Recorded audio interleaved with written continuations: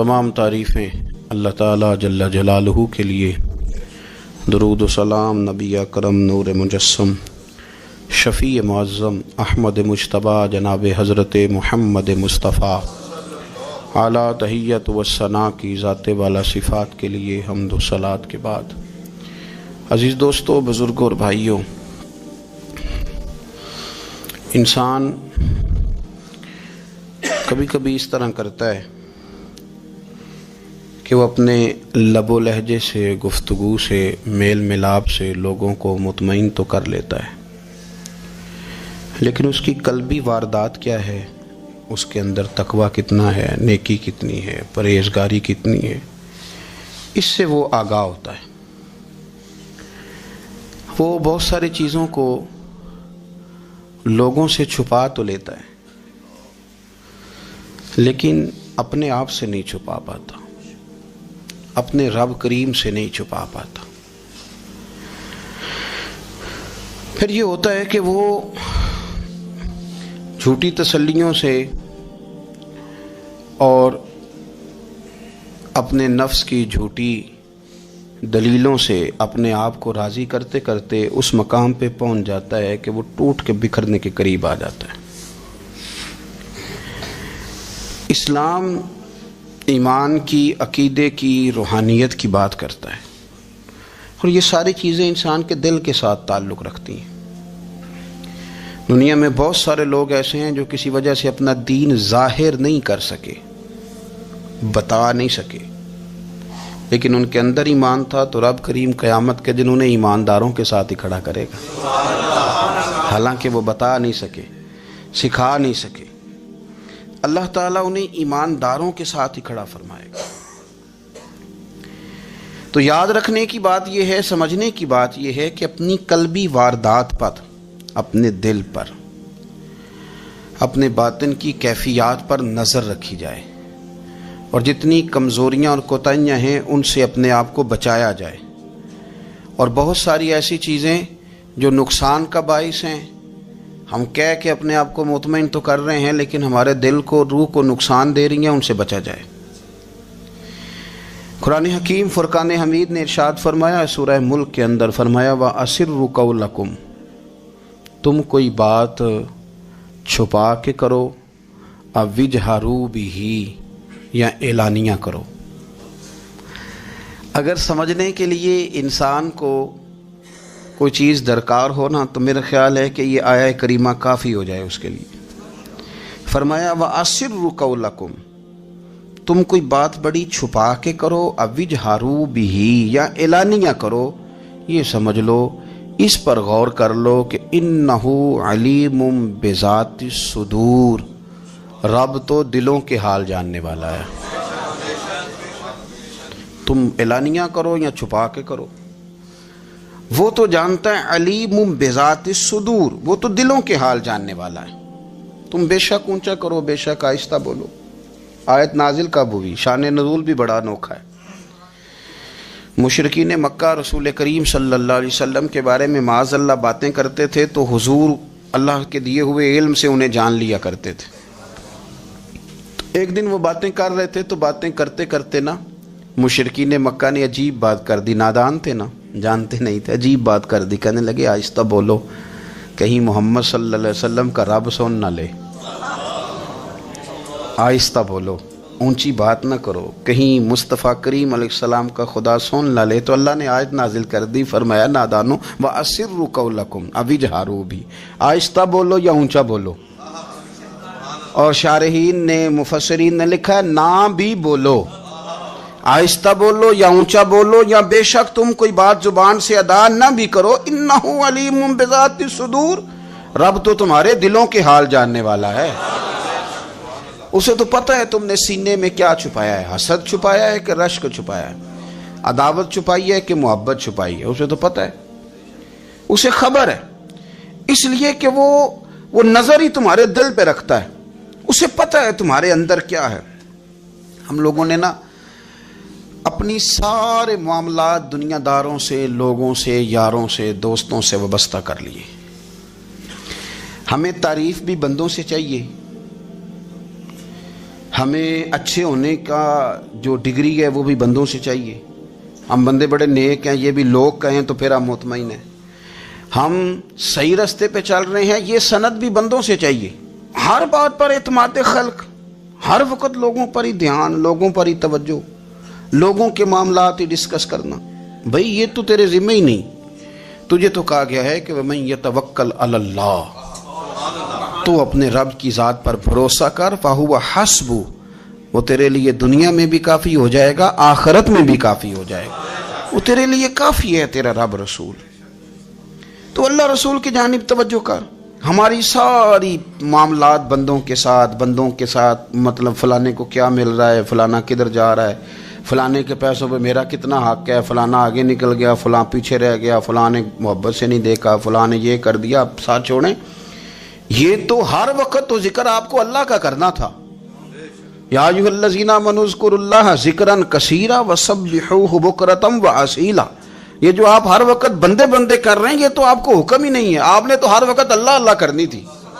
تو جو کام کرنے کا تھا وہ چھوڑ دیا، جو نہیں کرنا چاہیے تھا اس پہ بحث شروع کر دی. پھر دل کے اندر مد و جزر خراب ہوتے ہیں، قلبی واردات بگڑ جاتی ہے، حسد پیدا ہوتا ہے، انسان کو لالچ پیدا ہوتا ہے، انسان حریص ہو جاتا ہے، انسان لوگوں سے عداوتیں پال لیتا ہے. کبھی ایسا کام نہ کرے. شہد بڑا میٹھا ہوتا ہے. عرب کے اندر ایک درخت پایا جاتا تھا، ایلوا اس کو کہتے تھے. اس طرح ہمارے ہاں نیم نہیں ہوتی، کڑوا ترین اس کا ذائقہ ہوتا ہے.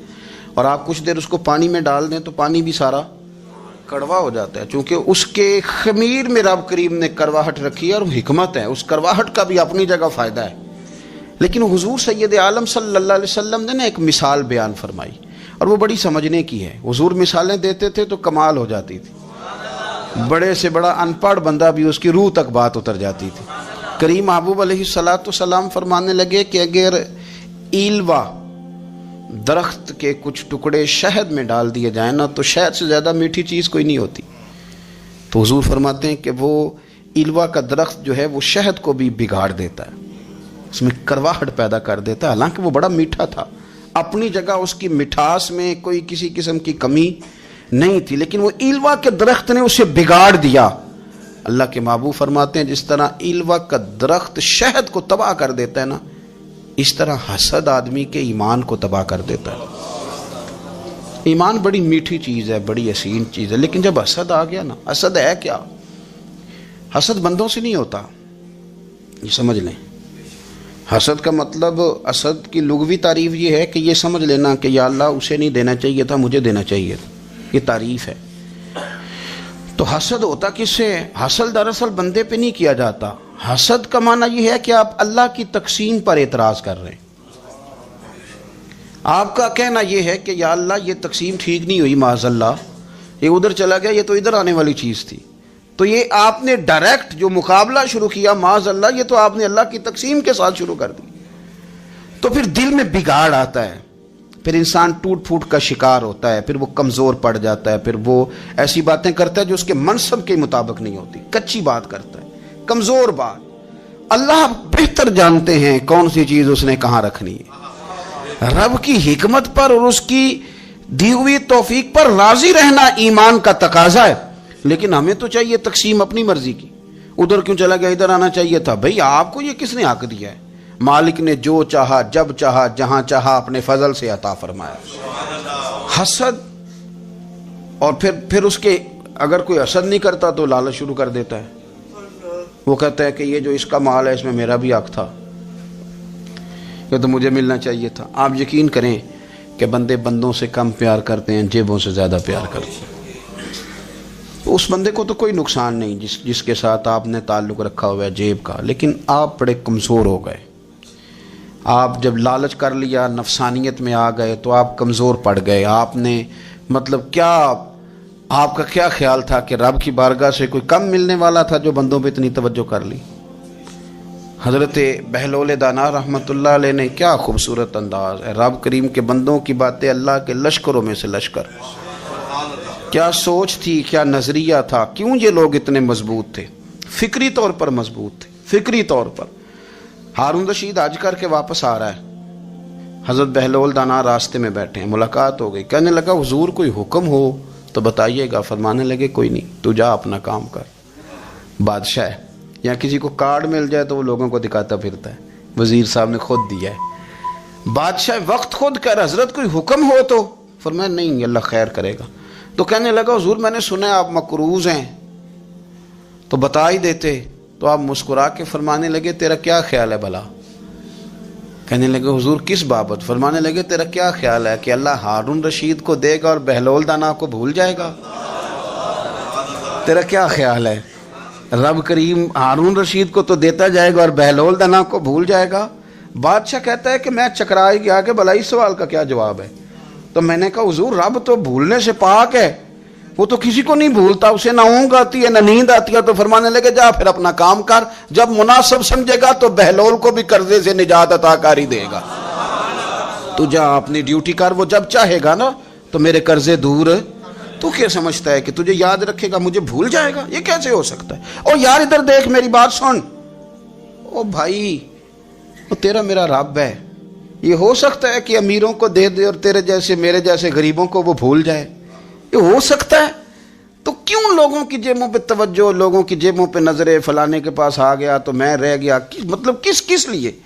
ہمارا رب کسی کو بھولتا نہیں ہے، کسی شخص کو وہ میرا مالک اپنے فضل سے نظر انداز نہیں کرتا، وہ سب کو نوازتا ہے، لیکن اس کی حکمت کے تقاضوں کا انتظار کرنا مسلمان کی شان ہے۔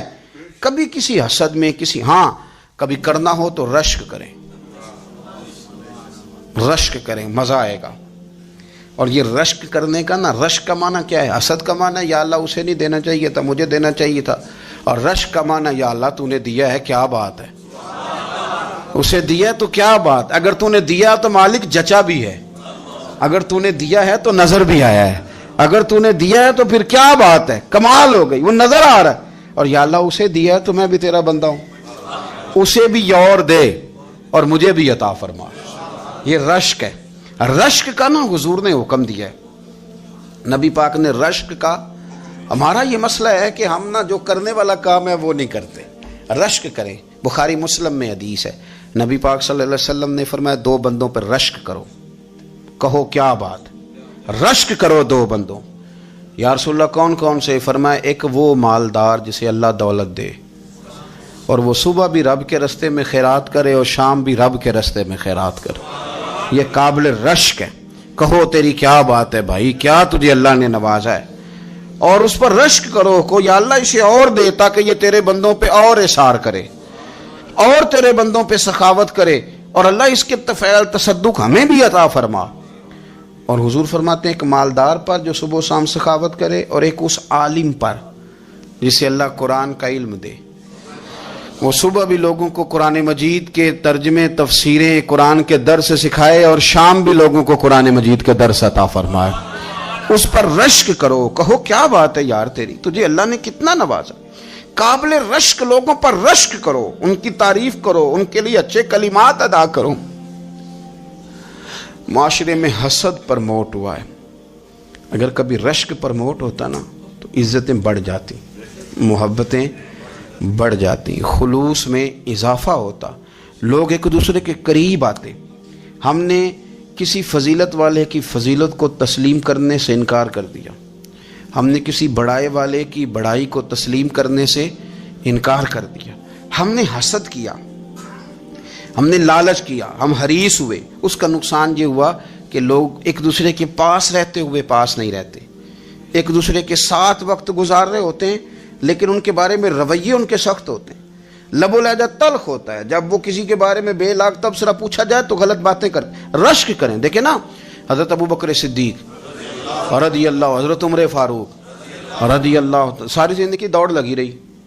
حضرت عمر کہتے ہیں میں نے ساری زندگی دوڑ لگائی ہے کہ ابو بکر سے آگے گزر جائیں، لیکن یہ دوڑ حسد والی نہیں، یہ رشک والی۔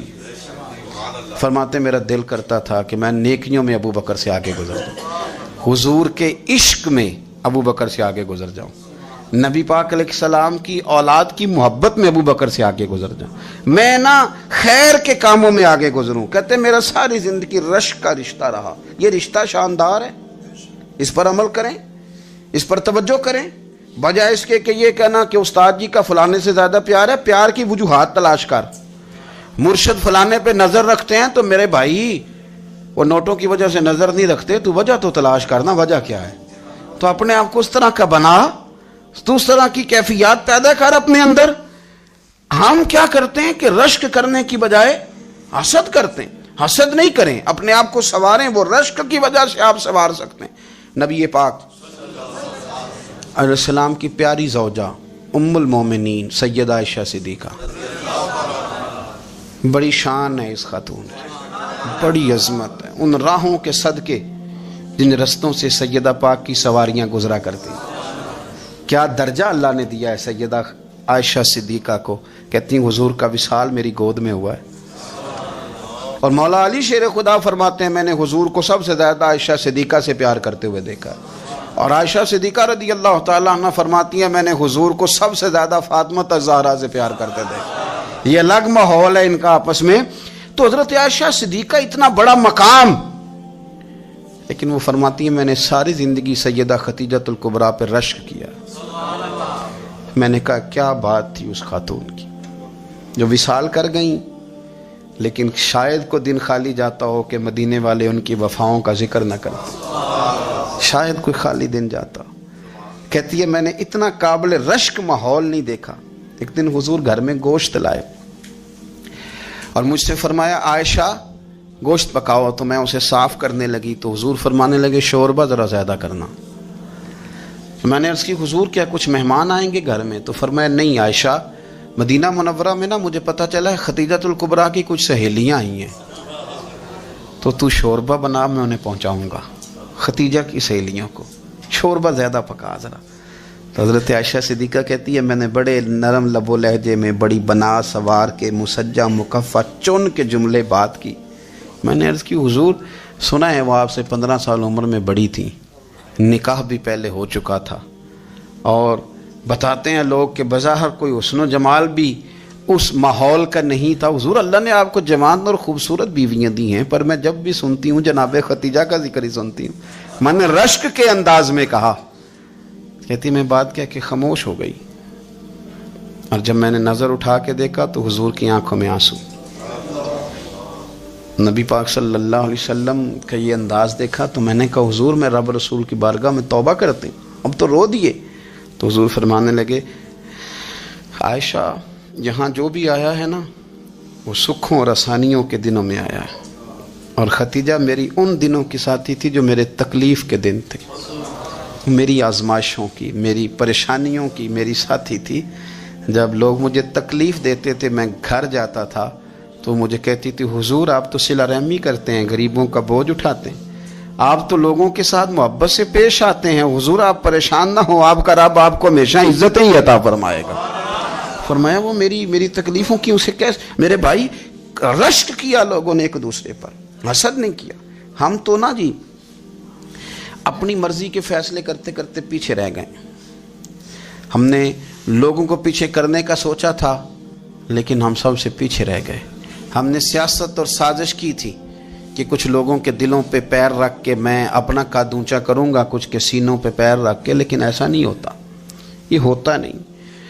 آپ کسی کی جگہ نہیں لے سکتے، اس لیے کہ رب نے سب کی جگہ اپنی اپنی بنائی ہوئی، سب کی جگہ.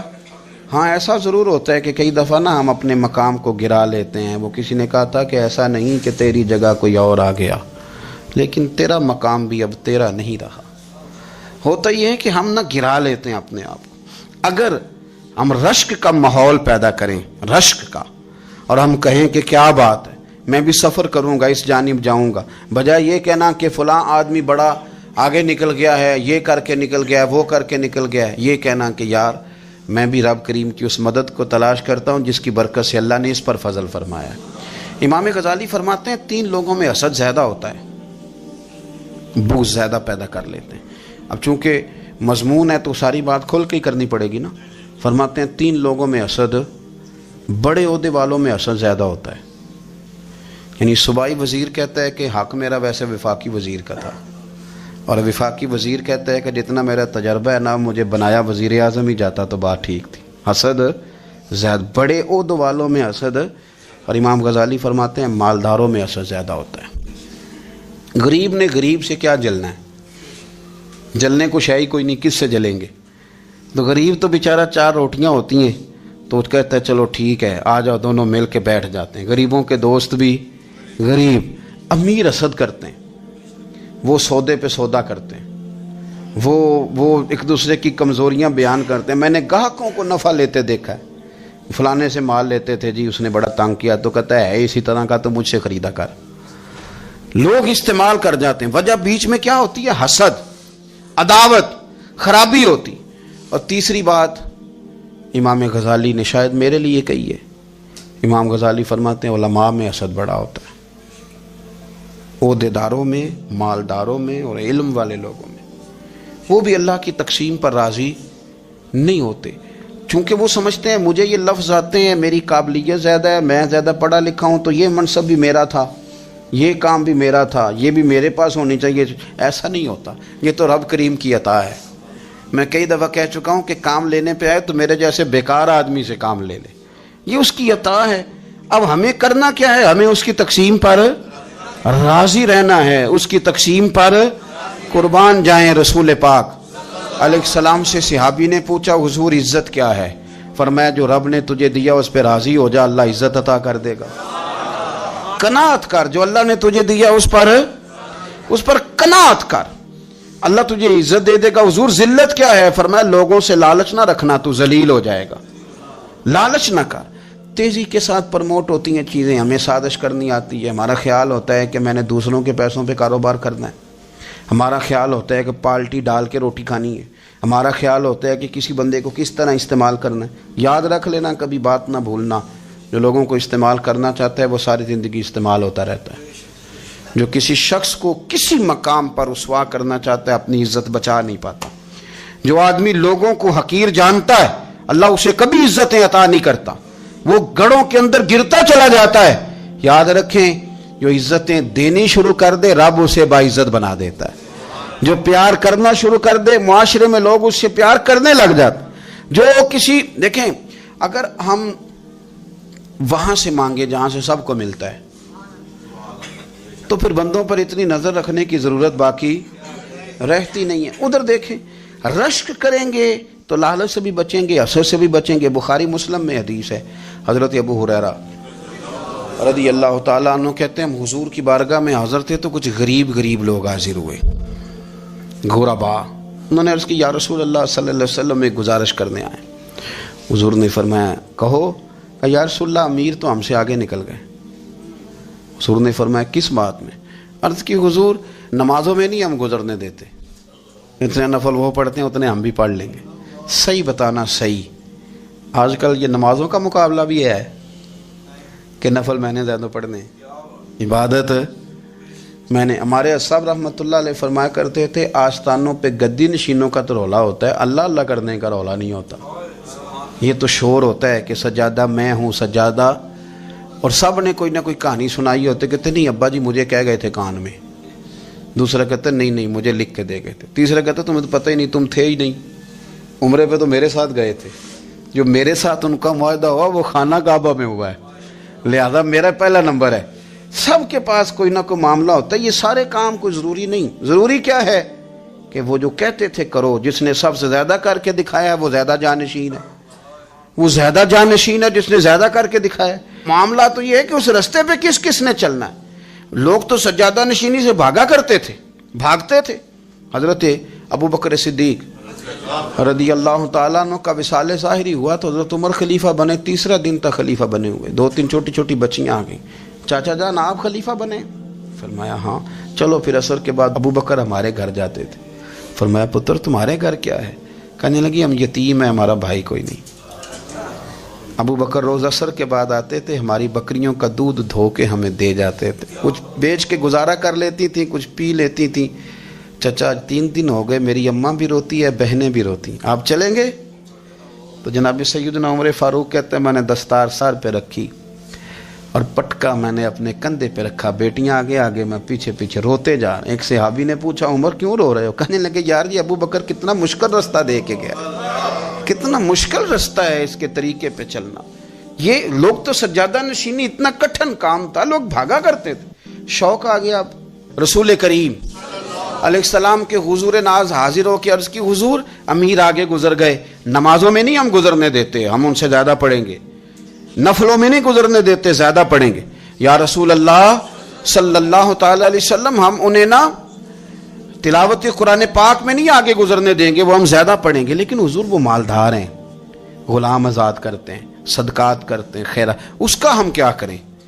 हज़रत सैयदना अबू हुरैरा फरमाते हैं कि जवाब तो हुजूर ने बाद में देना था, पर जब उनका सवाल ख़त्म हुआ तो मैंने हुजूर का चेहरा नूर देखा तो रसूल पाक का चेहरा खुशी से खिलता हुआ मुझे नजर आया।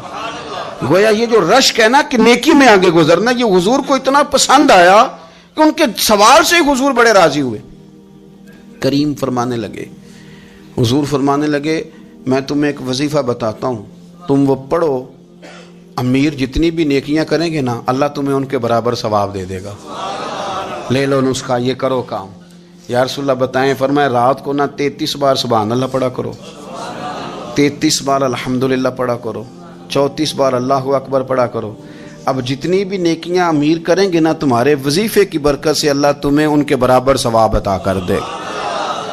अब जनाबी अबू हुरैरा कहते, मैंने उनके चेहरे देखे तो मुझे यूं महसूस हुआ कि जिस तरह किसी बंदे की खोई हुई रकम मिल जाए तो वो राजी नहीं होता।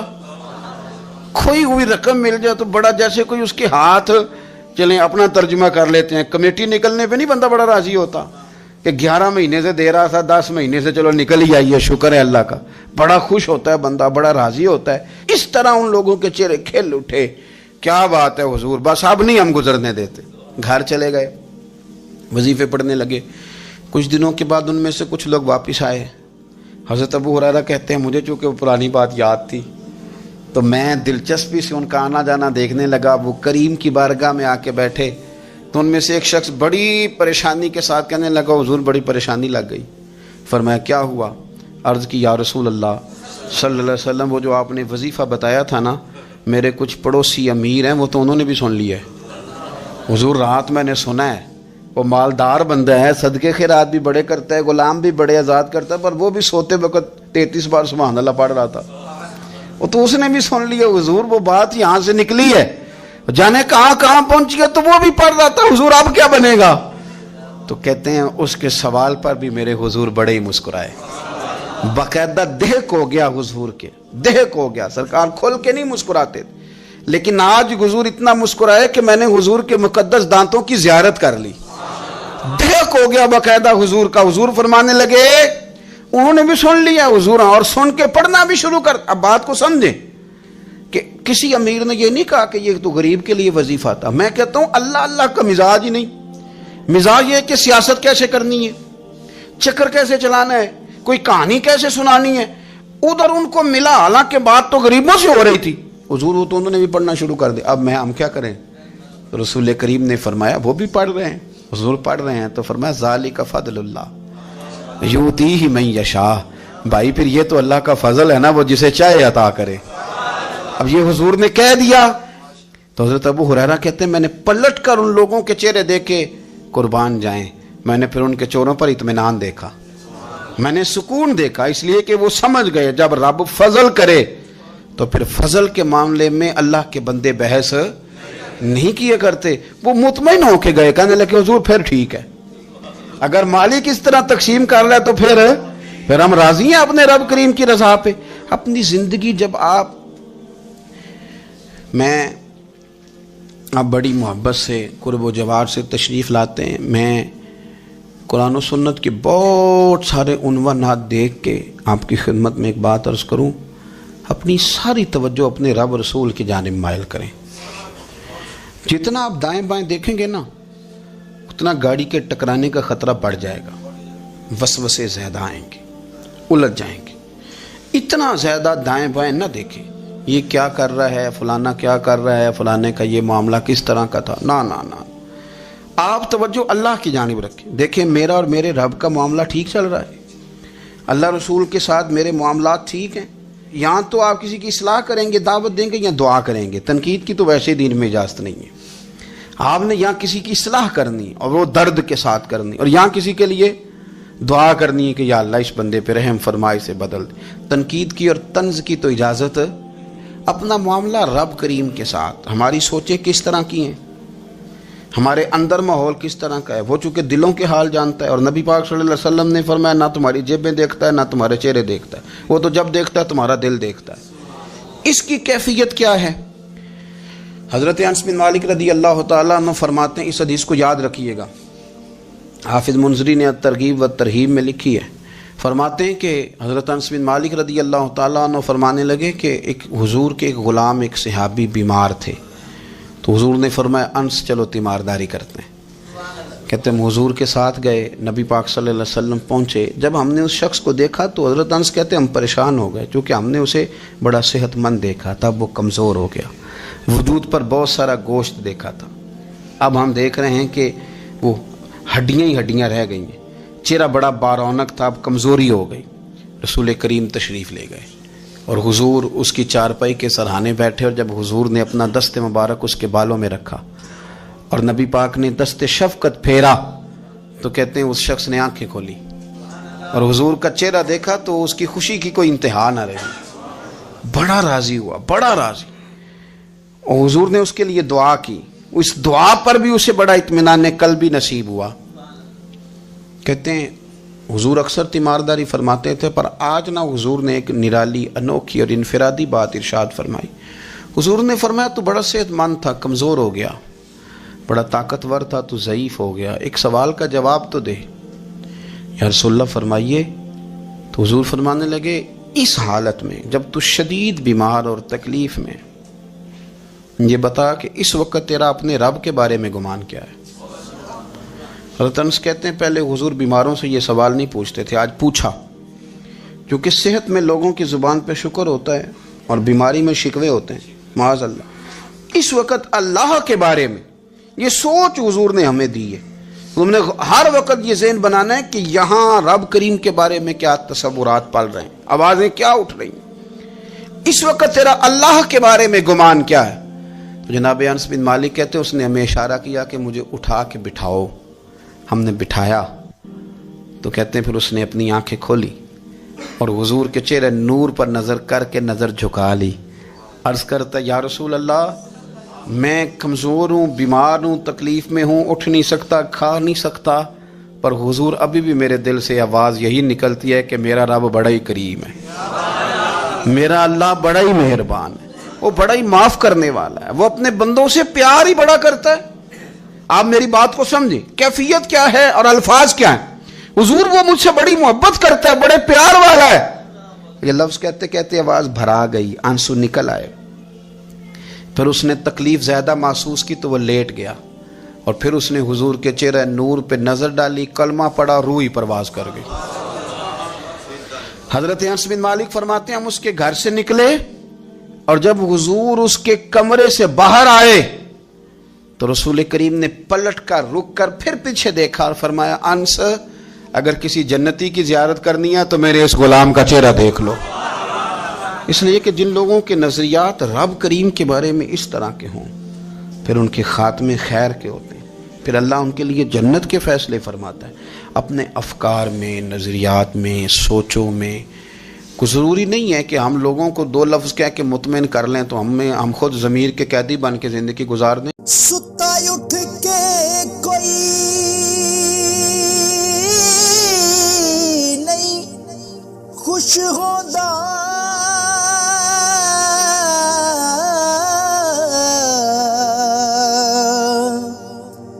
بڑے ستے جگا کے میں ویکھیا